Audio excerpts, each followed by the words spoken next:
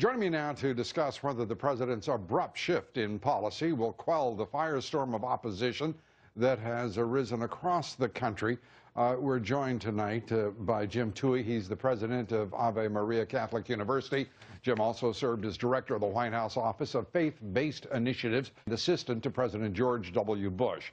GoVote.com national independent editor Marjorie Clifton, and Catholic League President Bill Donahue. Thank you all for being here.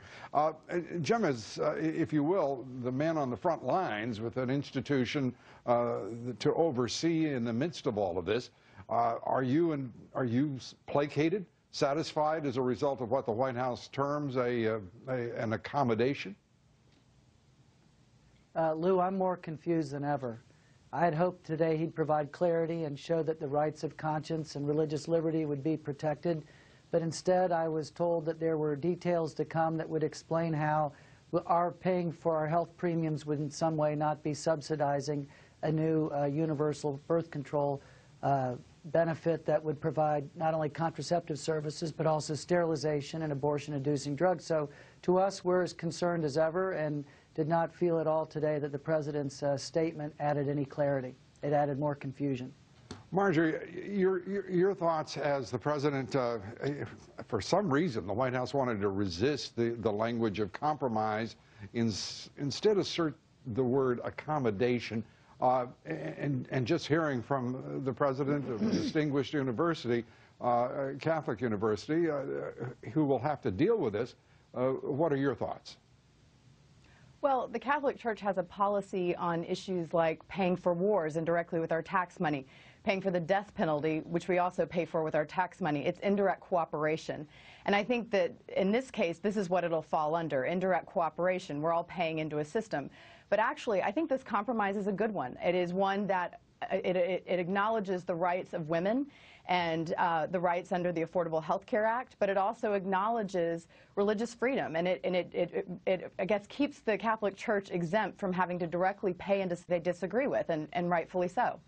Archbishop Timothy Dolan has said, and apparently the president talked with him before making the announcement today from the White House, has said he sees progress in the statement from the White House, from the president, but is not about to move ahead with any kind of judgment on the proposal or accommodation until he knows the details. You think that's appropriate prudence on his part? Well, I don't know if that's prudence. I think that, I mean, they've gotten the concessions they wanted to get. And I think that it's a win-win situation for the American people. I think it's a win for the Catholic Church. As they've said, it's a step in the right direction. But as we know, the Church is very slow to make change. And they think very thoughtfully before they respond to things, in the same way the administration took their time in response to the Catholic Church on this one. So, I mean, you know, I guess prudence is the word. Then we have reached accommodation here on this broadcast. Accommodation will be the word. Thank you very much, Marjorie. Bill, your thoughts? Well, nobody has a right to an abortion-inducing drug. Let's get that straight right off the bat. Look, I have First Amendment rights of religious liberty. They are not divisible. What Obama did today was actually make things worse. Why? Because when you raise expectations of people and then you let us down, you create a bigger problem. Let me give you a very palpable example. I'm the president of the Catholic League. My employees are insured by Christian Brothers, which is a Catholic carrier. If a couple of months from now some gal comes to work for me, and a couple of months later she decides, you know what, I want an abortion-inducing drug, she can now get it for free, which means that I am subsidizing it along with everybody else who works at the Catholic League. How else? Somebody has to pay for this. We're subsidizing abortion. And, you know, if we don't stand up to this, Obama will do exactly what he really wants to do.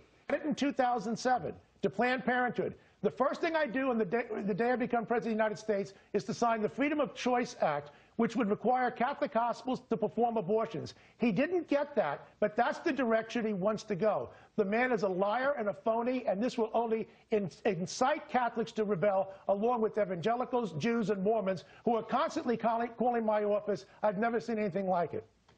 This president... Okay, so I'm sorry, go ahead, Marjorie.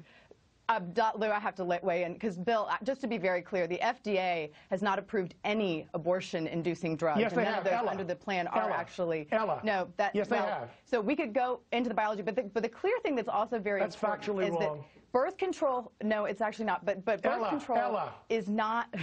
That's the name of the abortion-inducing drug. Are you telling me that I'm wrong?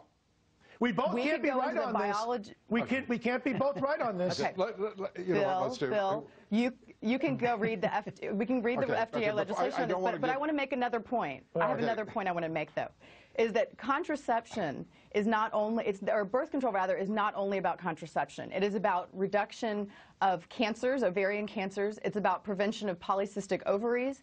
It also, women who have endometriosis, and I can speak from personal experience on this, is that birth control is a prescription for those things as well. And that's an important thing when you're talking about defending women's health. I must say that when you move to some of those issues, it sounds to me like those are rather bold prognoses to be attaching to birth control pills with incidents, but I don't believe that there would be we'll check further on it, but we're going to be back with our panel here in just moments. We've got two conflicting views of the world to solve, and they have nothing to do with the overall issue that we're trying to resolve here. We will continue with our panel next, and shocking news.